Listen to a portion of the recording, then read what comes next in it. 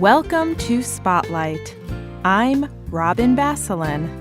And I'm Colin Lowther. Spotlight uses a special English method of broadcasting. It is easier for people to understand no matter where in the world they live.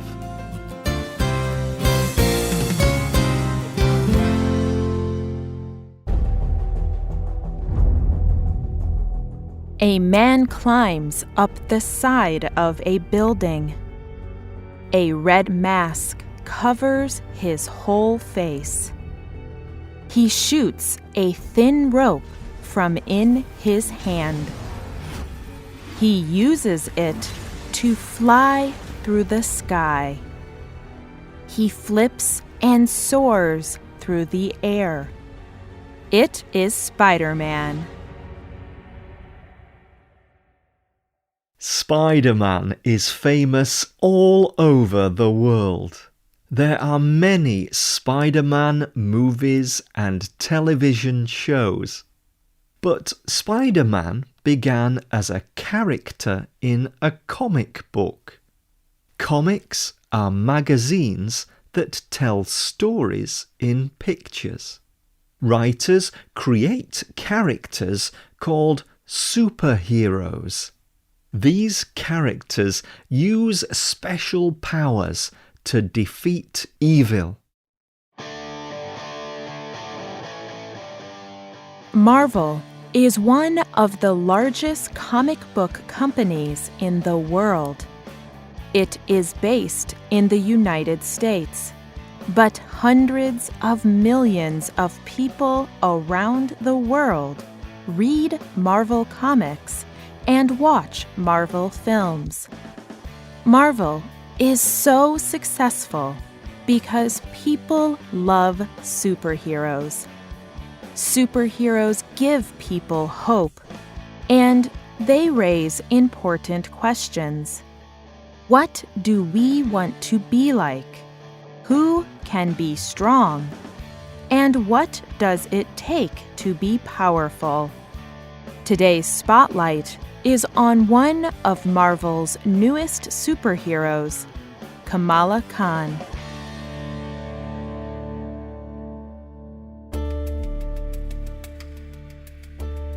In 2014, Marvel released a new comic book series. It is about a superhero named Kamala Khan. Khan is a 16-year-old girl. She lives in Jersey City, a large city across the river from New York City. In some ways, Khan is like many other Marvel superheroes. As a young adult, Khan recognized that she has special powers. She can grow and shrink parts of her body. She can also change her shape into different forms. And she uses these powers to fight evil. But one thing about Khan's character is historic. Kamala Khan is a Muslim. Khan is not the first female Muslim superhero to appear in a Marvel comic. But she is the first Muslim superhero to have her own Marvel comic series. Many people are excited about Kamala Khan. They enjoy reading about her character.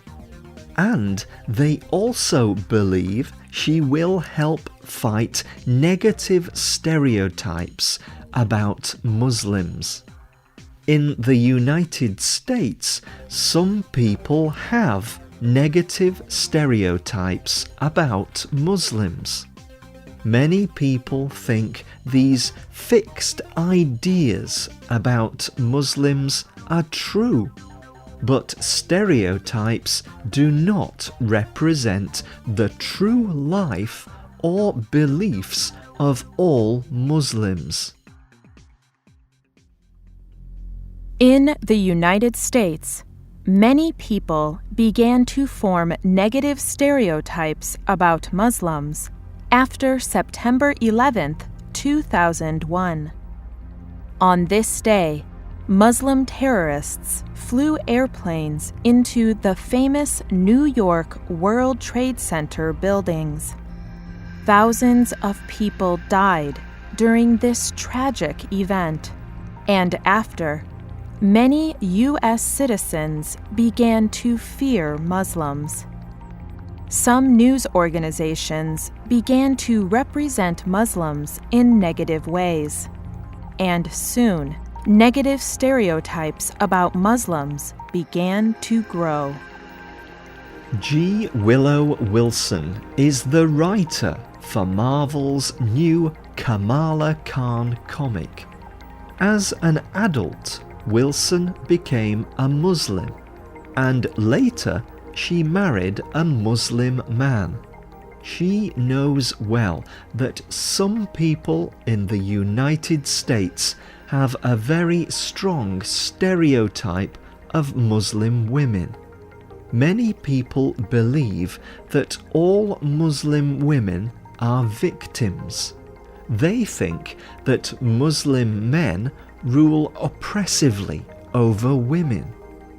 And they believe Muslim women lack power or control in their lives. This stereotype does not represent Wilson's life. Wilson is a strong and independent Muslim woman, and she wants her 2 daughters to be so as well. So Wilson was excited when Marvel asked her to write the comic series for Kamala Khan. She told the BBC, "It was important to me to have a female Muslim character that could be a positive example for people. We are so used to seeing in the news that Muslim women are oppressed and need saving. I wanted to change that. I wanted to make a story in which the Muslim woman tells the story of her own life." Like all superheroes, Kamala Khan is involved in saving the world with her superpowers. But she also has other, real-life struggles. Khan is the child of immigrants who have moved to the United States from Pakistan. She is the first generation of her family to be born in the United States. So she has to balance 2 different cultures. On the Marvel website, Wilson says, Like a lot of children of immigrants, Khan struggles between 2 worlds. The family she loves but causes her problems, and her friends who do not really understand what her home life is like. Sana Amanat is the editor of the Kamala Khan comic. She hopes that Khan's story will help people understand the real lives of Muslims in the United States. She talked with the New York Times about Khan's family life. She explained, Her brother is extremely traditional. Her mother is afraid that Kamala is going to get pregnant. Her father wants her to concentrate on her studies and become a doctor. Khan's family life may be different than many other young people in the United States. But in many other ways, she is like most other young girls. She wants to go to parties. She is not sure her parents understand her. She wants people to like her. And she wants to find her own path in life. These are things all young people can relate to.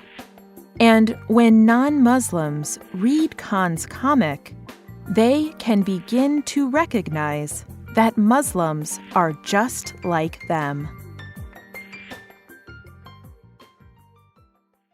But not everyone agrees that Khan's comic will change negative stereotypes. In fact, Leon Mousavi fears the comic will strengthen negative stereotypes about Muslim men. Mousavi is a writer and university professor. In a story for Al Jazeera News, he wrote, "Is Khan really a strong Muslim woman? Or is her story only a tool to confirm a stereotype of Muslim men, that they are oppressive and need to be restrained?" Shabana Jan Mohammed is a British writer and Muslim woman. She believes that Khan is clearly powerful, and she sees much good in this. In a story for the Telegraph news organization, she wrote, Khan's very existence as the lead superhero makes room for the discussion about how America sees power. Who can have power, and who has the right to be powerful? Do Muslim women have the right to be powerful? Khan begins to move our answer toward yes. Do you think Kamala Khan can change people's ideas of who can be powerful? Will she help Muslims and non-Muslims understand each other better? Tell us what you think. You can leave a comment on the script page of this program. The writer of this program was Jen Hawkins. The producer was Michio Ozaki. The voices you heard were from the United States and the United Kingdom. All quotes were adapted and voiced by Spotlight. You can listen to this program again and read it on the internet at www.radioenglish.net. This program is called Kamala Khan. We hope you can join us again for the next Spotlight program. Goodbye.